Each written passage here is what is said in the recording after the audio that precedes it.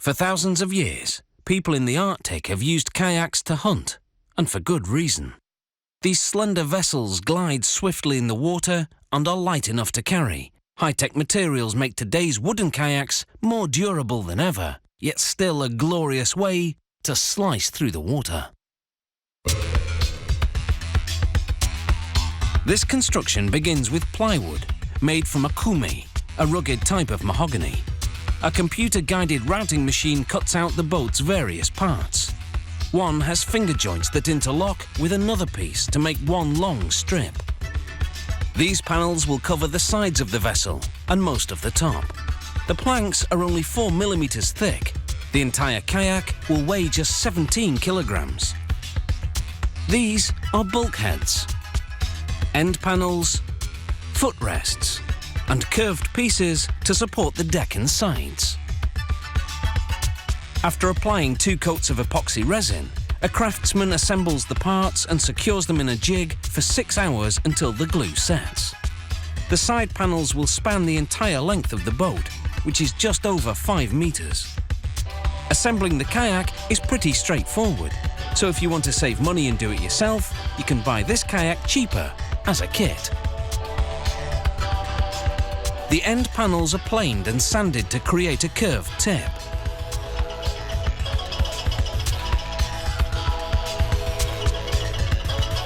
Small holes, spaced 12 centimeters apart, are drilled along the edges of the bottom panels. Then, copper wire is threaded through the holes. This stitches the panels together temporarily, keeping them flexible and thereby easy to assemble for gluing. Wooden pegs are placed between the side panels to pry them open.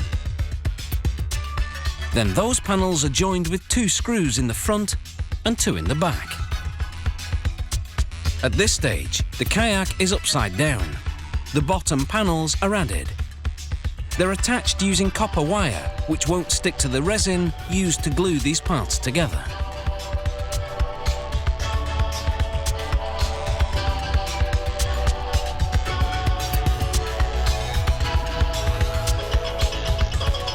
After the boat is flipped, a bulkhead is added using more wire. Using a putty knife as a gauge, the craftsman ensures the gaps at the seams are even. Then he flips the boat and coats the seams in resin. It's left to dry for 6 hours, just part of the 40 hours it takes to build the kayak.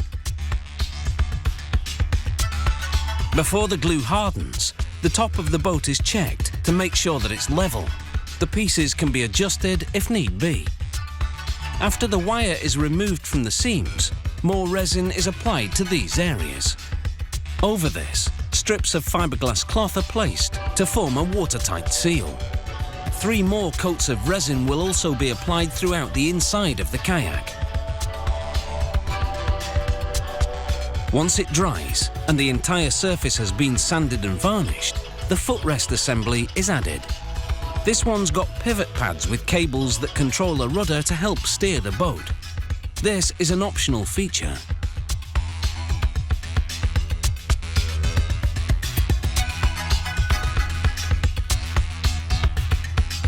Next, resin is applied along the kayak's upper rim.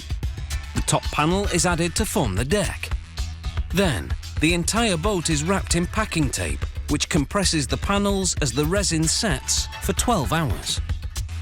These pieces form a raised rim around where the kayaker sits.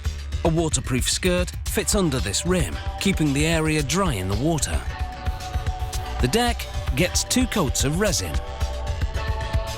An hour later, fiberglass is spread over the bottom to seal and protect the wood.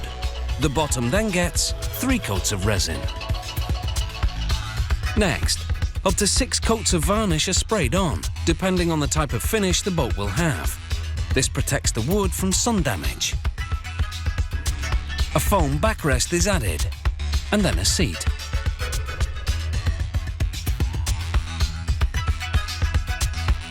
And finally, flexible rubber straps for securing your harpoon or your paddle, so you don't get caught up a creek without it.